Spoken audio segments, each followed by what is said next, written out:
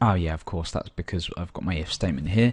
Let's just set that to 1 equals 1 so it doesn't return this error. So we've got init.php. Okay, so that gives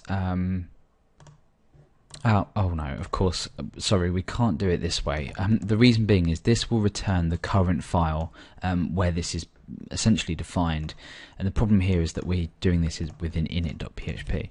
So we need to take a slightly different approach. There's no problem at all. We'll always come across things like this. So we're going to use the server variable set instead, and we're going to say script underscore name. So make sure that's in capitals. So what's this going to look like? Well, let's go ahead and just preview this, and it's got lr/recover.php. So this is what we need, recover.php, which is the file that we're currently on, but we don't need this lr bit here. So how do we sort this out? Well, we can use explode around this, which will essentially take the first parameter will be the delimiter, so that will be a / because we want to explode this, turn it into an array. Now you'll see that we echo out the keyword array, which is not what we want. But if I go ahead and down here say print underscore r current file, you'll see that we've got 2 elements to this. Sorry, 3 elements to this. The first one is blank, and then we've got lr, and then we've got the last one is recover.php. Now this is the key bit of information that we need. So what we do here is we use end. There we go. An end will take the last element in an array and it will return it in its in a string form. So now if we go ahead and echo current file, this is just recover.php. Now we've got this warning up here. Let's just go ahead and find out why that might be. I think this might be because we've got this on 2 lines. So let's just go ahead and cut this and say current file is equal to there, and we'll say current file equals end current file. Let's just try that. There we go, that's gone. Don't ask me. Okay, so we've got now the current file name. So in here, well, what do we want to do? We want to only redirect the user to change password.php if the current file isn't change password.php and the current file isn't logout.php. So if current underscore file doesn't equal or isn't equal to change password.php and current file doesn't equal logout.php and user data, so this user data thing here, we need to grab this field from our database, which is password underscore recover. So if user data password underscore recover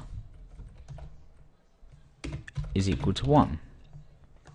So if the file isn't change password.php, isn't logout.php, and the password recover flag has been set to 1, force the user to change their password. So let's check how this works out. Let me just go over to my email, make sure I've got this new password copied. I'm going to go ahead and now log in. In fact, let me log in as Alex first, just to show that it's working. I can navigate my way around, blah blah blah. So I'll log out, I'll log in as Billy. Log in, and we're automatically redirected to the change password page. Now this isn't very user friendly, but it's demonstrating this concept. You can go ahead and add in little messages or anything like that, perhaps a little sort of force or something at the end of that. In fact, let's go ahead and do that because that's quite interesting. Let's just go ahead and add on here force, and then I'm going to open up change password. Now let's scroll down and we'll say here, so here we're looking for this success thing on the end. Now I'm going to say else if something, do something, else do something else. So else if, same as this, In fact, I want this to be equal to true, and this equal to true. That's just, it's not required, but just good practice to do this. So here I'm going to say force. Oh, in actual fact, this isn't going to bloody work, is it? Okay, let's go ahead and get rid of this. So else, I'm going to say if this. Now, the reason that wasn't going to work is because then it wouldn't show the form. So basically, we're just trying to display a little message here. So I'm just going to go ahead and change this to force. And I'll change this to force. And if you're completely lost here, which I can totally understand, I'll go ahead and explain this in a moment. So if we have this little force thing on the end, this little get value, or get parameter, or whatever you want to call it, and it's empty, then we can go ahead and say, you must change your password now that you've requested whatever, but I won't waste time wording it. So force on the end is now giving us this. When I click around, it's not letting me access any other bloody page, so that's good. Change password I can access, so I've clicked on that, and that force thing's gone now, but that's irrelevant because when we click around on, say, profile, settings, we can't do anything, but we can log out. Okay, so just to demonstrate, let me just go ahead and paste this password back in again. Just to demonstrate, if we didn't have in init.php this bit here, so for example checking that the current files log out, and we click log out, oh, it did work. Oh, of course we're not including init.php on logout, are we? Let's just go and check. No, we're not. Perfect. So we don't even need to do that. That's fine. That's absolutely fine. Anyway, let's go ahead and crack on with this. So let's go ahead and get rid of some pages that we don't need. We don't need change password. We don't need init.php. In fact, we don't need these. All we need is to open the change password file, because now that we log in as, say, Billy,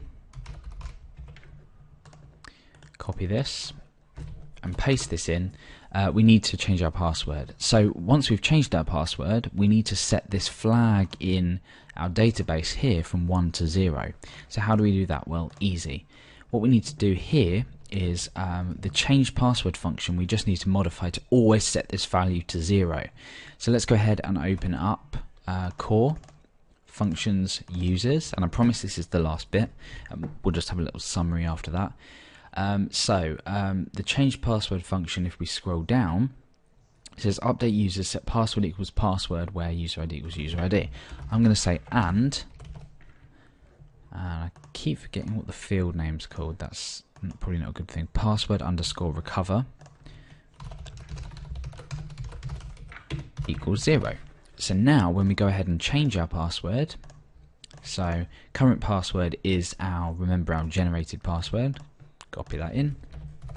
New password I'm just going to set to password. New password again I'm just going to say password. Change password. Password's been changed. I can now, oh, I can't. That's interesting. Let's just go ahead and check here. Yeah, that's still set to 1. Password underscore recover. Oh, sorry. Okay, I've completely malformed the query. So update user, set password equals password, comma password underscore recover equals 0. That's it. I accidentally had the and keyword in there. So our password is still this because that query failed. So let's go ahead and copy this and paste this in here. And I'm going to change my password to the plain text string password. Click change password. Current password is incorrect. Okay, so let's just go over to our users. Here we go. Look at that. Password equals 0. Okay, so we've really messed this one up, haven't we? Okay, so let's just revert this back to password, and we'll start from the beginning. So I'm converting this to MD5, so it's now this. So let's start from the beginning. I'll go ahead and log out. I'll enter my email address, recover. Okay, so now, starting again, we have changed the password to our temporary password, and we've set password recover to 1. Now when we check our email, we have our generated password, copy that, we log in with this new password, and we're forced to change.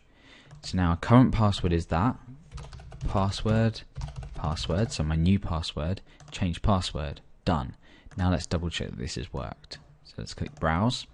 So now this has been changed back again to password. You see it matches this one, which means that, well, I know for a fact this one's password, so this now must be password. And the password recover flag is set to 0.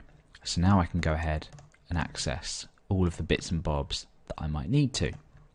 Okay, so that's been really long, but it's we've gone through that process. If you're confused, essentially all we're doing is just updating different values, flagging things, and then checking them when we log in. But have a look at the code if you've written it down, and you know, this isn't too hard to understand.